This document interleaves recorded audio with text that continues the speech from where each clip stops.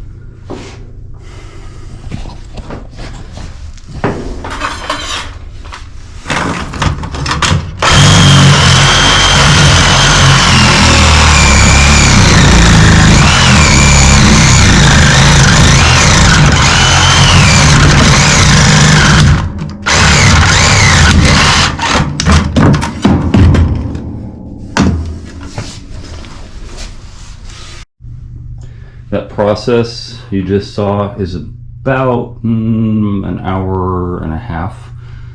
If you're going slow, 2 hours. So 2 hours of about 6 to 8 days. Yeah, all the rest of it takes the longest, 2 hours. And then another 7 days to build up. I don't use fake material, I don't use foam board, I don't use foam pans, foam curbs. If you wanted to go that route, then you can cut that 8-day time down to about 4.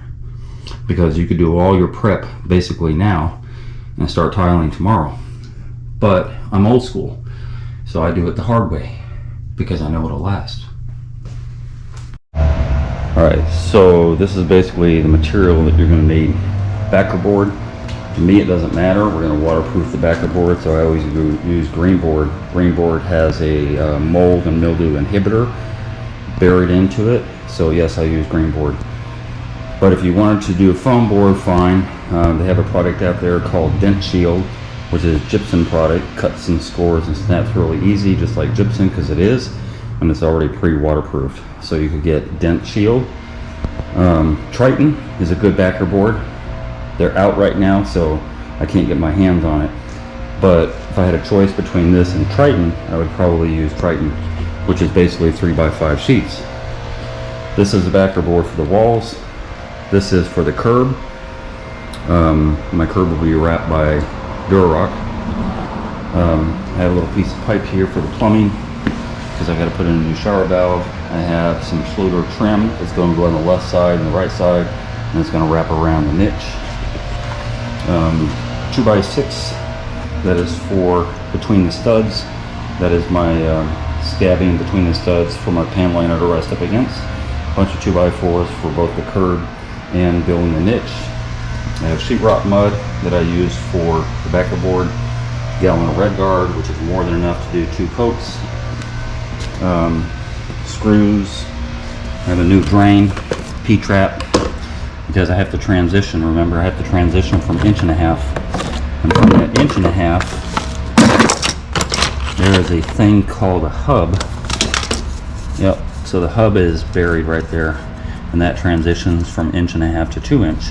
So that will go right there, and then it will continue along the floor until I get to the P-trap, and then come up with the drain. Get my glasses out of here. When you get a drain, there are 2 types at Home Depot. This is one I prefer. It's very girthy, stainless steel, very heavy. It's about $26, $28. And then the other one is a real cheesy aluminum one. That's like $12. Don't get the 12 one, get this one. They also make this in square, if you prefer that. Again, screws, some white silicone, and a roller for my Red Guard. And yeah, so that's it. And then my thin set, 4 bags will do the whole shower, pretty much. If I need another bag, I can always go out and get it. This is for my subfloor, because I have to do the plumbing, the replumbing, get my drain center. So I have 3/4 ply for that. It might be 5/8. I have bags of mortar. Cook's brand. This is what I really, really like. I don't get it often enough because I have to go to buy a tile store to get this. But this is just mortar mix, sand and cement. In the day, I used to get my mortar mix, my brick mortar at Home Depot. I really like Sakrete brand, but I just happened to be at the tile place to get my Schluter, and so I went ahead and picked up this. And these are heavy bags. I think these are 80-pound bags, very, very heavy.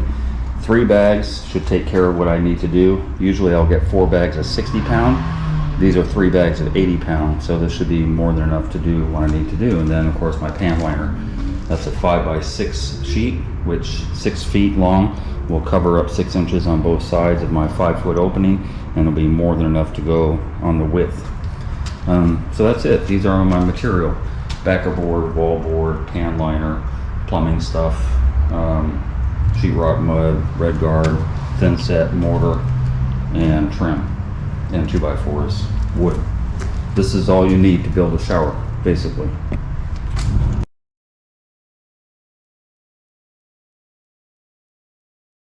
Hey, if you enjoyed that video and you learned something, consider being a Patreon member.